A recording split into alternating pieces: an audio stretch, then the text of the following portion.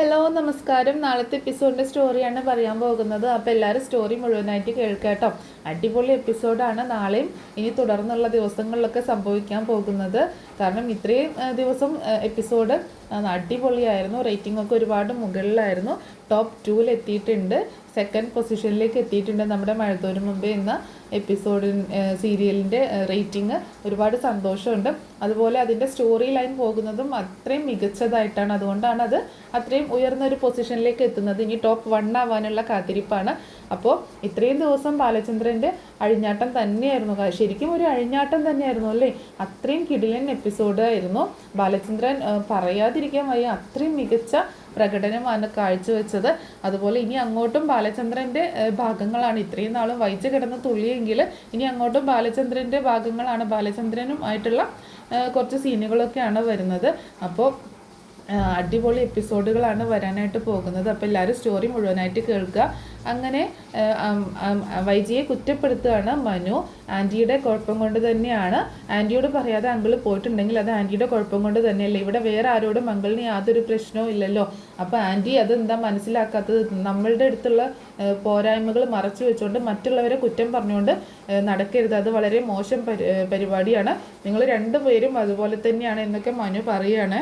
അതിനുശേഷം മനു മുത്തശ്ശിയുടെ റൂമിലേക്കാണ് പോകുന്നത്. അപ്പം മനു അങ്ങനെയൊക്കെ പറഞ്ഞു പോയപ്പോൾ വൈജയന്തി ഇങ്ങനെ ഒരു വല്ലാത്ത വിഷമത്തോടെ കമലയെ നോക്കുന്നുണ്ട്. അപ്പോൾ കമല പറയുന്നുണ്ട്, നീ അതൊന്നും കാര്യമാക്കണ്ട, അവനൊരു പ്രത്യേക ടൈപ്പാണ്, ആ പെണ്ണിൻ്റെ സൈഡ് പിടിച്ചേ അവൻ സംസാരിക്കത്തുള്ളൂ എന്ന് പറയുമ്പോൾ, എന്നാലും അവൻ പറഞ്ഞതിലും എന്തെങ്കിലും ഉണ്ടാവുമോ കമലെടുത്തി?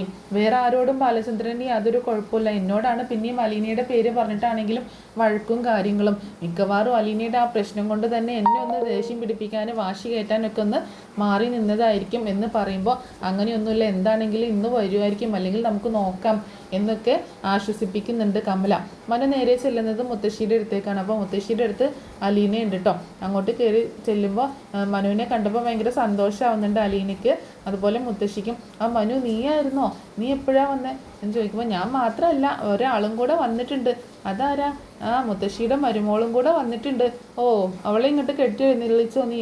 എന്തിനാ അത് എന്നൊക്കെ ചോദിക്കുമ്പോൾ, ഞാൻ വീട്ടിൽ ചെന്നപ്പോഴാണ് അങ്കിള് ഇന്നലെ വീട്ടിലെത്തിയിട്ടില്ല എന്നുള്ള കാര്യമൊക്കെ ഞാൻ ഇങ്ങനെ പറഞ്ഞപ്പോൾ അമ്മയ്ക്ക് ഇങ്ങോട്ടേക്ക് വരണമെന്ന് വാശി, അങ്ങനെ അമ്മ എൻ്റെ കൂടെ വന്നതാണ് എന്ന് പറയണം. ഓ, അവളിനി ഇവിടെ വന്നിട്ട് എന്ത് ചെയ്യാനാ? ഇനി എന്തൊക്കെയാണ് അവ രണ്ടാളും കൂടെ പറഞ്ഞുണ്ടാക്കാൻ പോണത് എന്ന് മുത്തശ്ശി പറയുമ്പോൾ, അതെന്തെങ്കിലും ആയിക്കോട്ടെ, അവർക്ക് കൊടുക്കാനുള്ളത് കുറിക്ക് കൊടുത്തിട്ടാണ് ഞാൻ ഇങ്ങോട്ടേക്ക് വന്നേക്കുന്നത് എന്ന് പറയാണ് മനു.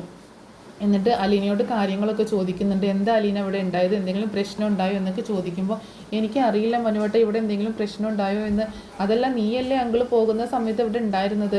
അതെ, ഞാനും മുത്തശ്ശിയും മാത്രമേ ഉണ്ടായിരുന്നുള്ളൂ. അപ്പം അങ്കിള് എന്താണ് നിന്നോട് അന്നേരം പറഞ്ഞത് എന്നൊക്കെ ചോദിക്കുമ്പോൾ, ഉച്ചയ്ക്ക് ഭക്ഷണം കഴിക്കാൻ വന്ന സമയത്ത് ഭക്ഷണമൊക്കെ കഴിച്ചതിന് ശേഷം എന്നോട് റൂമിൽ പോയിട്ട് ഒരു കത്രിക ഇരിപ്പുണ്ട്, അത് എടുത്തുകൊണ്ട് വരാൻ പറഞ്ഞു. അങ്ങനെ ഞാൻ അത് എടുത്തുകൊണ്ട് വന്നപ്പോൾ തന്നെ എനിക്ക് കാര്യം ഏകദേശം മനസ്സിലായി, സാറിന് എല്ലാം മനസ്സിലായിട്ടുണ്ടെന്ന്. പിന്നീട് സാറിനോട് ഒരുപാട് സോറിയൊക്കെ പറഞ്ഞു. എനിക്ക് അതൊക്കെ കേട്ടപ്പോൾ ഭയങ്കര വിഷമമായി. അപ്പോൾ തൻ്റെ മകൻ ചെയ്ത തെറ്റിന് സോറിയൊക്കെ പറഞ്ഞു. അങ്ങനെ സാറ് റൂമിലേക്ക് റെസ്റ്റ് ചെയ്യാനായിട്ട് പോയതാണ്. പിന്നെ പോകാൻ നേരത്തെ എൻ്റെ കയ്യിൽ നിന്ന് ഒരു ലെമൺ ടീ ഒക്കെ വാങ്ങി കുടിച്ചിട്ടാണ് പോകാറ്. പക്ഷേ ഞാൻ ലെമൺ ടീയുമായിട്ട് ചെന്നപ്പോഴേക്ക് റൂമിൽ ആരുമില്ല. സാധനങ്ങളൊക്കെ തട്ടി മറിച്ചിട്ടേക്കാണ്. ആൽബം കിടക്കുന്നു, കസേരയൊക്കെ മറിഞ്ഞു കിടക്കുന്നു, ടേബിളിലും ബെഡിലൊക്കെ ഒരുപാട് ഫയലൊക്കെ ഇങ്ങനെ ചിന്നി ചിതറി കിടക്കുകയായിരുന്നു. ഫ്രണ്ടിൽ ഡോറാണെങ്കിൽ തുറന്ന് കിടക്കുകയായിരുന്നു എന്നൊക്കെ പറയണം. എന്തായിരിക്കാം അതിനിടയ്ക്ക് അങ്കിളിന് സംഭവിച്ചിട്ടുണ്ടാവുമെന്ന് ചോദിക്കുമ്പോൾ, ഒരു ഐഡിയ ഇല്ല മനുവേട്ട, എനിക്കൊന്നും അറിയില്ല. ഞാൻ അത്രയും സമയം കഴിഞ്ഞ് എൻ്റെ ജോലിയൊക്കെ കഴിഞ്ഞ് ഞാൻ മുത്തശ്ശിയുടെ അടുത്തേക്ക് പോകുന്നായിരുന്നു. പിന്നീട് അങ്കിള് പോകുന്ന സമയത്ത്, സാറ് പോകുന്ന സമയത്ത് എന്നെ വിളിക്കാറാണ് പതിവ്. പക്ഷേ എന്നെ വിളിക്കാത്തത് കണ്ടപ്പോൾ ഞാൻ ചെന്ന് ലെമൺ ടീ ഉണ്ടാക്കി കൊണ്ടുചെന്ന് കൊടുത്തതാണ്. പക്ഷേ സാറ് അവിടെ ഉണ്ടായില്ല, ഡോറൊന്നും കുറ്റിയിട്ടിട്ടുണ്ടായിരുന്നില്ല എന്ന് പറയാണ് അലീന. ഞാൻ അങ്കിളിനെ കുറേ വിളിച്ചു മുത്തശ്ശി, പക്ഷേ അങ്കിള് ഫോൺ എടുക്കുന്നില്ല. എന്തോ ഒരു പ്രശ്നം അങ്കിളിന് പറ്റിയിട്ടുണ്ട്. എനിക്ക് തോന്നുന്നു വൈജ ആൻറ്റിയോട് എന്തോ ഒരു കുഴപ്പം ഉണ്ടാക്കിയിട്ടാണ്, എന്തോ ഒരു പ്രശ്നം ഉണ്ടാക്കിയിട്ടുണ്ട്. ആൻറ്റി അത് പറയാത്തതാന്നൊക്കെ പറയുമ്പോൾ, ഒരു കുഴപ്പമില്ല എന്നാണല്ലോ അവൾ പറയുന്നത് എന്ന് പറയണം മുത്തശ്ശി. അത് ആൻറ്റി പറയുന്നതല്ലേ, ആൻറ്റിയുടെ കാര്യങ്ങളൊക്കെ ഓക്കെ ആക്കിയിട്ടല്ലേ പറയുള്ളൂ. നമുക്കറിയത്തില്ലല്ലോ ശരിക്കും എന്താണ് സംഭവിച്ചത് എന്നൊന്നും നമുക്കറിയത്തില്ലല്ലോ എന്ന് പറയാണ് മനു. അപ്പോൾ അലീന പറയുന്നുണ്ട്, എനിക്ക് എന്തോ പന്തികേട് തോന്നിയായിരുന്നു. അപ്പം തന്നെ ഞാൻ മുത്തശ്ശിയോട് അത് പറഞ്ഞായിരുന്നു. സാർ ഒരിക്കലും അങ്ങനെ പോവാറില്ല എന്നൊക്കെ പറയാണ് അലീനയും. എന്നിട്ട് അലീനയോട് ചോദിക്കുന്നുണ്ട്, അല്ല നീ പോവുകയാണെന്ന് പറഞ്ഞിട്ട് നീ ഇന്ന് ഇവിടുന്ന് പോവുകയാണെന്നല്ലേ പറഞ്ഞു, എന്നിട്ട് എന്താ പോവാഞ്ഞെന്ന് ചോദിക്കുമ്പോൾ അപ്പോൾ മുത്തശ്ശി നിനക്കിപ്പോൾ അവൾ പോവാഞ്ഞിട്ടാണോ ധൃതി എന്ന് ചോദിക്കുമ്പോൾ അല്ല, എന്നെ വിളിച്ചിട്ട് ഇന്നലെ ഒരുപാട് പറഞ്ഞായിരുന്നു ഞാൻ പോവുകയാണെന്നൊക്കെ, അതുകൊണ്ട് ചോദിച്ചതാണെന്ന് പറയുമ്പോൾ ഞാൻ മാഡത്തോട് പറഞ്ഞായിരുന്നു ഞാൻ പോവാൻ നിൽക്കുകയാണെന്ന്. അപ്പോൾ മാഡം പറഞ്ഞു സാറ് വന്നിട്ട് പോയാൽ മതി എന്ന് പറഞ്ഞു, അതാണ് ഞാനിവിടെ നിൽക്കുന്നത് എന്ന് മനു പറയണം. അപ്പം എന്നിട്ട് മനു ചോദിക്കുന്നുണ്ട് ഇനിയിപ്പോൾ എങ്ങോട്ട് പോകാനാണ് പ്ലാൻ എന്ന് ചോദിക്കുമ്പോൾ ഒന്നും തീരുമാനിച്ചില്ല മനുവേട്ട, ആദ്യം രേവതിക്കുട്ടിയുടെ അടുത്തേക്ക് പോകണം, അവിടെ ചെന്നതിന് ശേഷം എവിടെയെങ്കിലും ഒരു ജോലി ശരിയാക്കണം, ചിലപ്പോൾ അങ്കിൾ തന്നെ ഒരു ജോലിയൊക്കെ സെറ്റാക്കി തരും എന്ന് പറയണം. അപ്പോൾ നീ പോയി കഴിഞ്ഞാൽ മുത്തശ്ശിയുടെ കാര്യം ചോദിക്കുമ്പോൾ അതോർത്ത് എനിക്ക് ഒരുപാട് വിഷമമുണ്ട്, പക്ഷേ വേറെ വഴിയില്ല, ഇനിയും ഞാനിവിടെ നിന്നിട്ടുണ്ടെങ്കിൽ അതൊന്നും ശരിയാവത്തില്ല എന്ന് പറയണം. എന്നിട്ട് മുത്തശ്ശിയോട് അലീന പറയുന്നുണ്ട്, ശരിക്കും ഞാൻ ഇങ്ങനെയൊന്നും പോകണമെന്ന് വിചാരിച്ച് വന്നതും ഒന്നല്ല, ശരിക്കും ഞാൻ ഇങ്ങോട്ടേക്ക് വരരുതായിരുന്നു, ബ്രിജിത്ത മമ്മി ശരിക്കും എന്നെ മനഃപൂർവ്വം ഇങ്ങോട്ടേക്ക് പറഞ്ഞയച്ചതാണ് മുത്തശ്ശി എന്ന് പറയണം അലീന.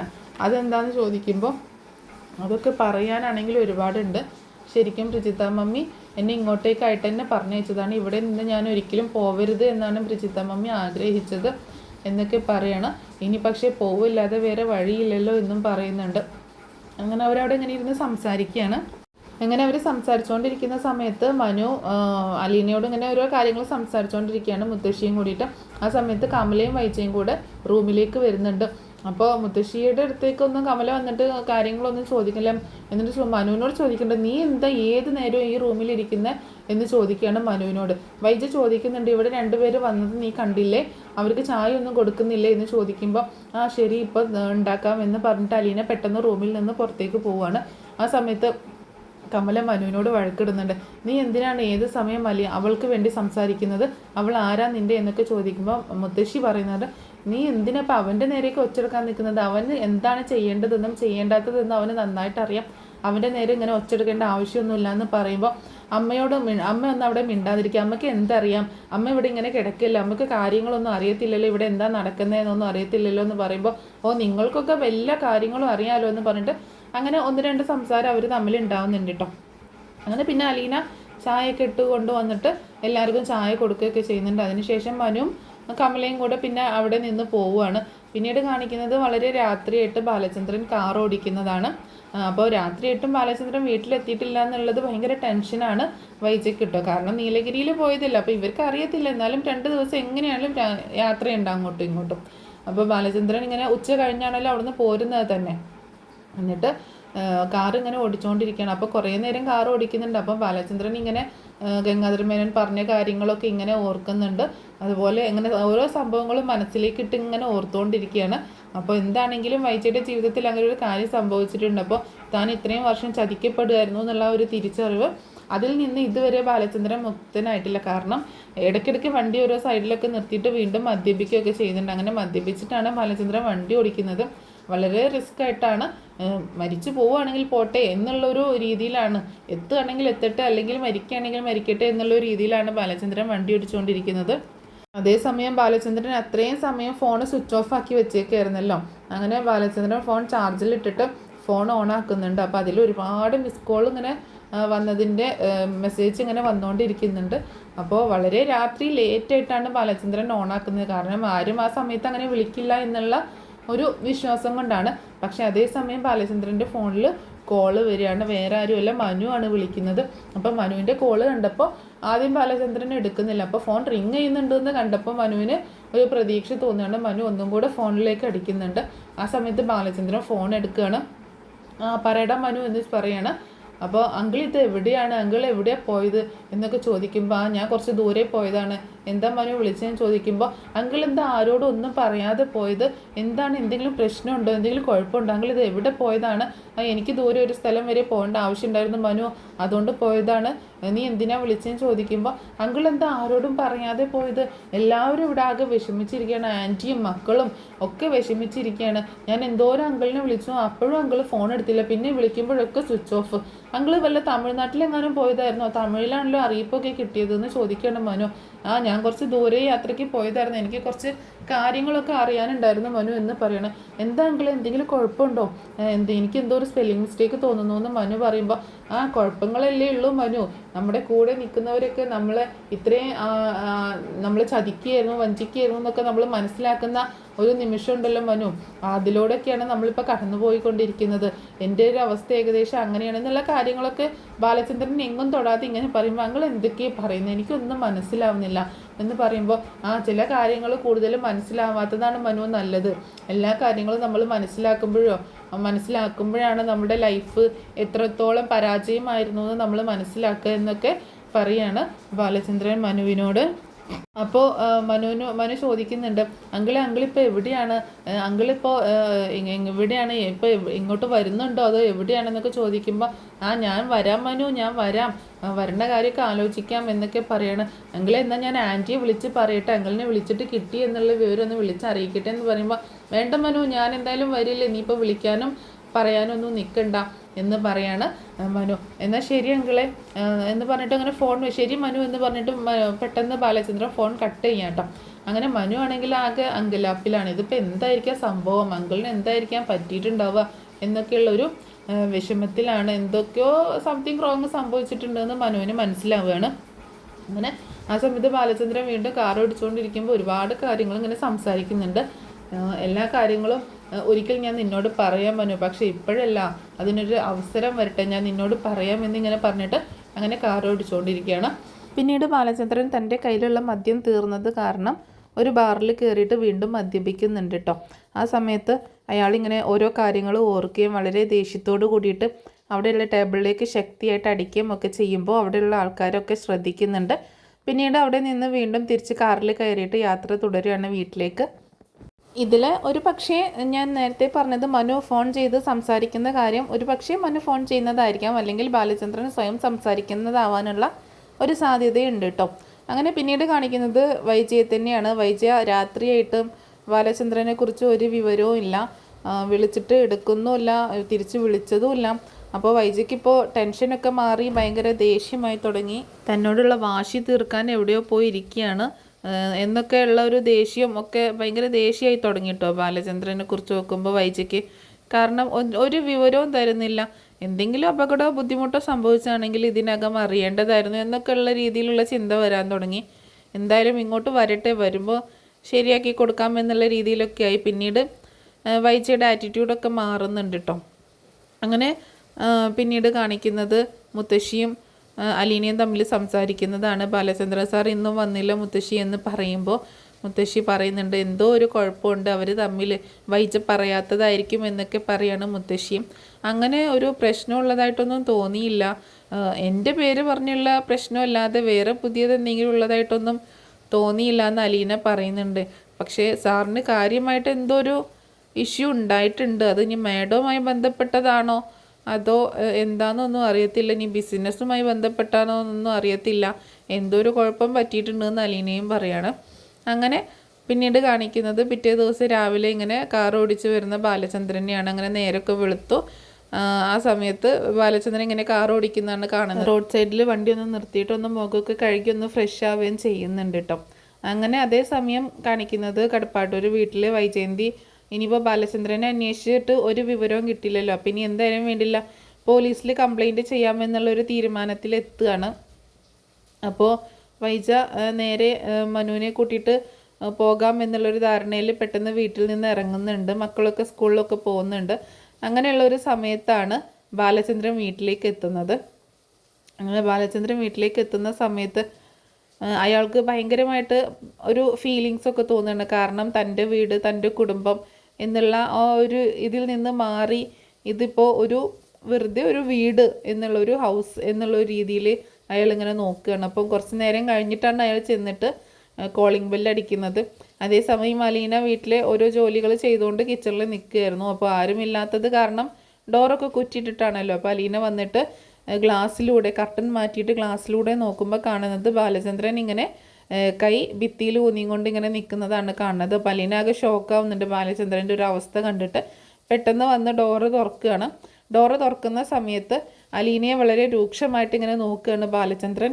അപ്പോൾ അലീനയും ആകെ പകച്ചിങ്ങനെ നോക്കണേ. കാരണം എന്താണെന്ന് വെച്ചാൽ ബാലചന്ദ്രൻ്റെ അവസ്ഥ കണ്ടിട്ടോ. ബാലചന്ദ്രനാണെങ്കിൽ ആകെ ഒരു ഷേവൊന്നും ചെയ്യാതെ താടി മീശയൊക്കെ ഒന്ന് വളർന്ന് അങ്ങനെ താടി രോമങ്ങളൊക്കെ വന്ന് ആകെ ഒരു ഭ്രാന്തൻ ലുക്കിലാണ്. ശരിക്കും പറഞ്ഞാൽ ഒരു കള്ളുകുടിയൻ, ഒരു ഭ്രാന്തൻ എന്നുള്ള രീതിയിലുള്ള ആ ഒരു ലുക്കിലൊക്കെയാണ് കയറി വരുന്നത്. അപ്പം തന്നെ അലീന ചോദിക്കുന്നുണ്ട്, സാർ എവിടെയായിരുന്നു, സാർ എവിടെ പോയതായിരുന്നു ആരോടും പറയാതെ, സാറിന് എന്താ പറ്റിയത് എന്നൊക്കെ ചോദിക്കുമ്പോൾ ബാലചന്ദ്രൻ ഒന്നും മിണ്ടാതെ അകത്തേക്ക് കയറി പോവാട്ടോ. അപ്പോൾ അലീന വീണ്ടും ചോദിക്കുന്നുണ്ട്, പെട്ടെന്ന് വാതിലടച്ചിട്ട് വീണ്ടും ചോദിക്കുന്നുണ്ട്, സാർ എന്താ ഒന്നും പറയാത്തത്, ഞാൻ സാറ് വരാൻ കാത്തു നിൽക്കായിരുന്നു പോവാനായിട്ട് എന്ന് അലീന പറയാണ്. അപ്പോൾ ബാലചന്ദ്രൻ അപ്പോഴും ഒന്നും മിണ്ടുന്നില്ല. അങ്ങനെ അലീനയോട് ഒന്നും സംസാരിക്കാതെ പെട്ടെന്ന് തന്നെ ബാലചന്ദ്രൻ റൂമിലേക്ക് പോവുകയാണ് ചെയ്യുന്നത് കേട്ടോ. അങ്ങനെ ആ സമയത്ത് അലീനയോട് ഒന്നും സംസാരിക്കാതെ അങ്ങോട്ട് പോയി. അപ്പോൾ അലീനയ്ക്ക് എന്തോ ഒരു പന്തികേട് തോന്നുകയാണ്, എന്തോ വല്ലായ്മ, തന്നോട് ഇങ്ങനെ മിണ്ടാതെ പോയപ്പോൾ അലീനയ്ക്കൊരു വല്ലായ്മ തോന്നുന്നുണ്ട്. പെട്ടെന്ന് അലീന പോയിട്ട് ബാലചന്ദ്രനുള്ള വെള്ളം എന്തെങ്കിലുമൊക്കെ കുടിക്കാനൊക്കെ ആയിട്ട് ഉണ്ടാക്കി കൊണ്ടുവന്ന് ടേബിളിൽ വെക്കുകയും ചെയ്യുന്നുണ്ട്. ആ സമയത്തൊക്കെ അലീനയ്ക്ക് ഭയങ്കര എന്തൊക്കെയോ ഒരു സ്പെല്ലിംഗ് മിസ്റ്റേക്ക് തോന്നുകയാണ് ബാലചന്ദ്രൻ്റെ പ്രവൃത്തിയിലൊക്കെ. ഒരു പരിചയമില്ലാത്തതുപോലെ ഒരു വല്ലാത്ത രീതിയിലുള്ള നോട്ടവും ഒക്കെ കാണുമ്പോൾ അങ്ങനെ പെട്ടെന്ന് ബാലചന്ദ്രൻ റൂമിലേക്ക് എത്തിയിട്ട് അവിടെ പോയിട്ട് റൂമൊക്കെ ഇങ്ങനെ ആകെ നോക്കുന്നുണ്ട് കേട്ടോ. അങ്ങനെ നോക്കിയിട്ട് അവിടെയുള്ള കസേരയിൽ ഇരിക്കുകയാണ്. അപ്പോൾ കസേരയിൽ ഇരുന്നിട്ട് നോക്കുമ്പോൾ ടേബിളിൽ ബാലചന്ദ്രൻ്റെ വൈജയൻ്റെ ഫോട്ടോ ഉണ്ട് കേട്ടോ. എന്നിട്ട് ബാലചന്ദ്രൻ കസേരയിൽ ഇരുന്നിട്ട് ഇങ്ങനെ പറയുന്നുണ്ട്, ബാലചന്ദ്രൻ്റെ റൂം, ഇത്രയും നെടുമ്പുരയ്ക്കൽ ബാലചന്ദ്രൻ്റെ റൂം എന്നൊക്കെ പറഞ്ഞിങ്ങനെ സംസാരിക്കുകയാണ്. ഒരു വിഡ്ഢിയായ ബാലചന്ദ്രൻ്റെ റൂം, 22.5 വർഷം മുൻപ് മുതൽ വിഡ്ഢിയായ ചതിക്കപ്പെട്ട ബാലചന്ദ്രൻ്റെ റൂം എന്നൊക്കെ പറഞ്ഞിങ്ങനെ സംസാരിക്കുകയാണ്. എന്നിട്ട് അതിനാരാണ് കാരണക്കാരി എന്നൊക്കെ പറഞ്ഞിങ്ങനെ സ്വയം ഓരോ കാര്യങ്ങൾ ഇങ്ങനെ സംസാരിച്ചുകൊണ്ടിരിക്കുകയാണ്. ആ സമയത്ത് ബാലചന്ദ്രൻ മേശവലിപ്പ് തുറന്നിട്ട് അതിൽ നിന്നൊരു റിവോൾവർ എടുക്കുക കേട്ടോ, ഒരു തോക്ക് എടുക്കുകയാണ്. അപ്പം ലൈസൻസൊക്കെ ഉള്ളൊരു തോക്കാണ്. കാരണം ഒരു ജ്വല്ലറി ഓണറൊക്കെ ആയതുകൊണ്ട് ചിലപ്പോൾ ക്യാഷൊക്കെ അങ്ങോട്ടും ഇങ്ങോട്ടും കൊണ്ടുപോകാനൊക്കെ ഉള്ളതുകൊണ്ട് അവർ ഇങ്ങനെ ലൈസൻസിന് അപേക്ഷിച്ച് അങ്ങനെ തോക്കൊക്കെ ലൈസൻസിൻ്റെ തോക്ക് കയ്യിലുണ്ട്. അപ്പോൾ അതെടുത്തിട്ട് ബാലചന്ദ്രൻ അങ്ങനെ ആ ഫോട്ടോയിലേക്ക് നോക്കി ഇങ്ങനെ സംസാരിക്കുകയാണ്. ഇതിൽ എന്തർത്ഥമാണുള്ളത് ഈ ഫോട്ടോയ്ക്ക് എന്നൊക്കെ പറഞ്ഞിങ്ങനെ സംസാരിക്കണം. എന്നിട്ട് ആ ഫോട്ടോയിൽ തൻ്റെ നേരേക്ക് ഇങ്ങനെ, അതായത് ബാലചന്ദ്രൻ്റെ ഫോട്ടോൻ്റെ നേരേക്ക് തന്നെ തോക്ക് ചൂണ്ടുകയാണ്. എന്തിനാ ബാലചന്ദ്ര താൻ ജീവിച്ചിരിക്കുന്നത്, ഇത്രയൊക്കെ വഞ്ചിക്കപ്പെട്ടു എന്ന് പറഞ്ഞിട്ട് നിനക്ക് പോയി ചത്തൂടെ എന്നൊക്കെയുള്ള രീതിയിൽ സംസാരിക്കുകയാണ്. അങ്ങനെ സംസാരിച്ചിട്ട് ആ തോക്ക് എടുത്തിട്ട് തൻ്റെ തന്നെ താടിക്ക് താഴെ തലയിലേക്ക് ആ തോക്ക് ചൂണ്ടിക്കൊണ്ട് ഇങ്ങനെ പിടിച്ച് നിൽക്കുകയാണ്. എന്നിട്ട് സ്വയം പറയുന്നുണ്ട്, എന്തിനാണ് അല്ലെങ്കിൽ ഞാൻ എന്നെ കൊല്ലുന്നത്, ഞാൻ എന്ത് തെറ്റ് ചെയ്തു, ഞാൻ വഞ്ചിക്കപ്പെട്ടവനാണ്, ചതിക്കപ്പെട്ടവനാണ്, ഞാനല്ലല്ലോ തെറ്റ് ചെയ്തത്, ഞാനല്ലല്ലോ മരിക്കേണ്ടത് എന്ന് പറഞ്ഞിട്ട് വൈജയന്തിയുടെ ഫോട്ടോയ്ക്ക് നേരെ ഇങ്ങനെ തോക്ക് കൊണ്ട് ചെല്ലുക കേട്ടോ. അപ്പോൾ തോക്ക് കൊണ്ട് ചൂണ്ടി ചെന്നിട്ട് നീയാണ് മരിക്കേണ്ടത്, നിന്നെയാണ് ഞാൻ കൊല്ലാൻ പോകുന്നത് എന്ന് പറഞ്ഞുകൊണ്ട് ഇങ്ങനെ സംസാരിക്കുകയാണ്. അതേസമയം ബാലചന്ദ്രന് തോന്നുകയാണ് ശരിക്കും വൈജയന്തി അവിടെ ഫ്രണ്ടിൽ വന്ന് നിൽക്കുന്നത് പോലെ തന്നെയുള്ളൊരു ഇത് വരിക കേട്ടോ. വൈജയന്തി അവിടെ ഇങ്ങനെ ഫ്രണ്ടിൽ വന്ന് നിൽക്കുന്നത് പോലെ തോന്നുകയാണ്. എന്നിട്ട് അപ്പോൾ ശരിക്കും ബാലചന്ദ്രൻ ശരിക്കും വൈജയന്തിയോട് സംസാരിക്കുന്ന അതേ രീതിയിൽ തന്നെയാണ് ആ സീന് കാണിക്കുന്നത്. വൈജയന്തിയുടെ തലയ്ക്ക് നേരെ തോക്ക് ചൂണ്ടിയിട്ട് നീയാണ് മരിക്കേണ്ടത്, ഇത്രയും കാലം എന്നെ വഞ്ചിച്ചതിന്, എന്നെ പറ്റിച്ചതിന്, നന്ദികേട് കാണിച്ചതിന്, അങ്ങനെ എന്നെ സ്നേഹിക്കാഞ്ഞതിന്, അങ്ങനെയുള്ള ഓരോ കാര്യങ്ങൾ പറഞ്ഞുകൊണ്ട് നീയാണ് മരിക്കേണ്ടത് എന്നൊക്കെ ഇങ്ങനെ പറയണം. അപ്പോൾ വൈജയന്തി ചോദിക്കുന്നുണ്ട്, എന്താ ബാലേന്ദ്ര ഇതൊക്കെ, എന്താണ് ഇങ്ങനെയൊക്കെ ചെയ്യുന്നത്, മാറി നിൽക്ക്, ആ തോക്ക് താഴെ വെക്ക് എന്നൊക്കെ പറയുമ്പം ഇല്ല, ഇനി നീ മരിക്കാൻ പോവുകയാണ്, ഇനി നിനക്ക് ജീവിക്കാൻ അർഹതയില്ല എന്നൊക്കെ പറയാണ് ബാലചന്ദ്രൻ. ഇനി നീ ജീവിക്കുന്നത് കൊണ്ട് ഈ ഭൂമിയിൽ ആർക്കും ഒരു ഗുണവുമില്ല, ആർക്കും ആവശ്യവുമില്ല നിന്നെ, അതുകൊണ്ട് നിന്നെ ഞാൻ കൊല്ലാൻ പോവുകയാണ്. പക്ഷേ മരിക്കുന്നതിന് മുൻപ് നീ അറിയണ്ടേ ചില കാര്യങ്ങൾ, നിനക്കറിയണ്ടേ എന്തിനാണ് നീ മരിക്കുന്നതെന്ന് നിനക്കറിയണ്ടേ എന്ന് ചോദിക്കുകയാണ്. എന്നിട്ട് അതറിയണം, നീ അറിയാതെ അത് പോവരുത്, അതറിഞ്ഞിട്ട് വേണം നീ ഭൂമിയിൽ നിന്ന് വിട്ടുപോകാൻ എന്നൊക്കെ പറയണം. ആ സമയത്താണ് ബാലചന്ദ്രനുള്ള ചായയും കൊണ്ട് അലീന അങ്ങോട്ടേക്ക് വരുന്നത് കേട്ടോ. അപ്പോൾ അലീനയെ കണ്ടപ്പോൾ വന്നല്ലോ, ദേ വരുന്നു, ആരാണെന്നറിയാമോ ഇവൾ ആരാണെന്നറിയാമോ നിനക്ക്, ഇവളും ഈ വീടുമായിട്ടൊരു ബന്ധമുണ്ട്, അത് നിനക്കറിയാമോ എന്നൊക്കെ ചോദിക്കുകയാണ്. അപ്പോൾ അലീന ആകെ പകച്ചിങ്ങനെ നിൽക്കട്ടെ, ഈ തോക്കും പിടിച്ച് ബാലചന്ദ്രൻ നിൽക്കുമ്പോൾ അപ്പോൾ അലീനയെ അകത്തേക്ക് വിളിക്കുന്നുണ്ട്. അലീന ആകെ പേടിച്ചാണ് റൂമിലേക്ക് വരുന്നത്. അപ്പോൾ അലീനയുടെ നേരേക്ക് തോക്ക് ചൂണ്ടുകയാണ്. ഇവളാണ് എല്ലാത്തിനും കാരണക്കാരി, ഇവളിവിടെ വന്നത് കൊണ്ടാണ് ഈ പ്രശ്നങ്ങളൊക്കെ ഉണ്ടായത്, ഇവൾ വന്നതുകൊണ്ട് എല്ലാ കാര്യങ്ങളും എനിക്ക് അറിയാൻ കഴിഞ്ഞു, എല്ലാവരെയും മനസ്സിലാക്കാൻ കഴിഞ്ഞു എന്നൊക്കെ പറഞ്ഞിട്ട് അവളുടെ നേരേക്ക് തോക്ക് ചൂണ്ടാണ്. അലീന ആകെ ഭയന്ന് പോവാണ്. സാർ എന്തായി കാണിക്കുന്നത്, വിട് സാർ, എന്നെ വിട് സാർ, ഇങ്ങനെ ചെയ്യല്ലേ എന്നൊക്കെ പറഞ്ഞിട്ട് അലീന ഇങ്ങനെ പൊട്ടിക്കരയുന്നുണ്ട്. അപ്പോൾ വൈജയും പറയുന്നുണ്ട്, എന്തൊക്കെയാണ് ബാലചന്ദ്ര ഈ കാണിക്കുന്നത്, എന്താണ് ഇങ്ങനെയൊക്കെ ചെയ്യുന്നത് എന്നൊക്കെ ചോദിക്കുമ്പോൾ വീണ്ടും വൈജയുടെ നേരേക്ക് തന്നെ തോക്ക് കൊണ്ടുവരികയാണ്.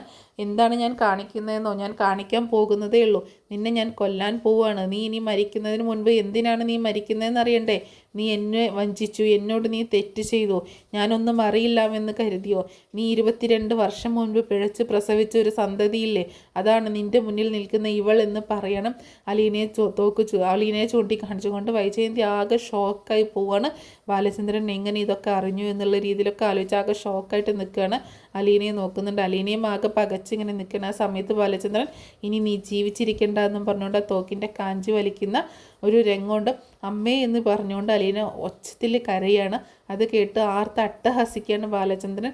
അങ്ങനെ ആർത്ത് അട്ടഹസിച്ച് പെട്ടെന്ന് ബാലചന്ദ്രൻ ഞെട്ടി തരിക്കുകയാണ്. അപ്പം ഞെട്ടിത്തരിക്കുമ്പോൾ ബാലചന്ദ്രന് താൻ ഇവിടെ ഇങ്ങനെ കസേരയിൽ ഇരുന്നു കൊണ്ടാണ് ഇത്രയും നേരം അങ്ങനെയൊക്കെ ആലോചിച്ച് കൂട്ടിയതെന്ന് മനസ്സിലാവുകയാണ്. ബാലചന്ദ്രന് ഒരു വല്ലാത്ത ബുദ്ധിമുട്ടൊക്കെ അനുഭവപ്പെടുകയാണ് ആ സമയത്ത് കേട്ടോ. ബാലചന്ദ്രനാകെ നെഞ്ചുവേദന അനുഭവപ്പെടുകയും ആകെ വെട്ടി വിയർത്ത് ഒക്കെ നിൽക്കുകയാണ്. അതേസമയം അലീന ബാലചന്ദ്രനുള്ള ചായ ഇട്ട് അങ്ങോട്ടേക്ക് വരുമ്പോൾ ഡോർ അടഞ്ഞു കിടക്കുകയാണ്. ബാലചന്ദ്രനെ വിളിക്കുന്നുണ്ട്. വിളിച്ചിട്ട് ഡോറ് തുറക്കാത്തത് കാരണം എന്തായിരിക്കും സാറ് ഡോറ് തുറക്കാത്തത് എന്നിങ്ങനെ ചിന്തിക്കുകയാണ്. അങ്ങനെ അവിടെ ഇങ്ങനെ ആലോചിച്ച് നിൽക്കുന്നുണ്ട്. പിന്നെ കുറേ സമയം കഴിഞ്ഞിട്ടും ഡോറ് തുറക്കാതായപ്പോൾ അലീന ചെന്ന് ഡോറ് തുറന്ന് നോക്കുമ്പോൾ കാണുന്നത് ആകെ വിയർത്ത് കുളിച്ച് തറയിൽ ബോധം കെട്ട് കിടക്കുന്ന ബാലചന്ദ്രനെയാണ്. അപ്പോൾ ഇതിൻ്റെയൊക്കെ ഒരു സ്റ്റോറി നമ്മൾ നേരത്തെ തന്നെ പറഞ്ഞ് അപ്ലോഡ് ചെയ്തിട്ടുണ്ടായിരുന്നു. അതുകൊണ്ട് അത് കൂടുതലായിട്ട് വിശദീകരിക്കുന്നില്ല. പിന്നീട് പെട്ടെന്ന് അലീന തന്നെ മനുവിനെ ഫോൺ വിളിക്കുകയും പെട്ടെന്ന് ഒരു ആംബുലൻസ് അറേഞ്ച് ചെയ്യും. അങ്ങനെ ആംബുലൻസ് കൊണ്ടുവന്നിട്ട് അതിൽ ബാലചന്ദ്രനെ ആംബുലൻസിൽ കയറ്റി ഹോസ്പിറ്റലിലേക്ക് കൊണ്ടുപോവുകയും ചെയ്യുന്നുണ്ട്. പിന്നീട് മനു ഇക്കാര്യം വിളിച്ച് വൈജയന്തിയെ അറിയിക്കുകയും ചെയ്യുന്നുണ്ട്. വൈജയന്തി നേരെ പിന്നെ ഹോസ്പിറ്റലിലേക്കൊക്കെ പോകുന്ന സീനുകളാണ് കാണിക്കുന്നത്, ഭയങ്കര ടെൻഷനായിക്കൊണ്ട്. അപ്പോൾ ഇത്രയൊക്കെയാണ് നാളത്തെ എപ്പിസോഡ്. ഇതിൽ മിക്ക ഭാഗങ്ങളും നാളെ തന്നെ കാണിക്കണമെന്നില്ല, നെക്സ്റ്റ് ഡേയും അതിൻ്റെ നെക്സ്റ്റ് ഡേ ഒക്കെ ആയിട്ട് കാണിക്കാനുള്ളതാണ്. എന്താണെങ്കിലും ഈ സ്റ്റോറി നിങ്ങൾക്ക് ഇഷ്ടമായിട്ടുണ്ടാവും എന്ന് കരുതുന്നു. അപ്പോൾ നെക്സ്റ്റ് ഒരു വീഡിയോയിൽ കാണാം.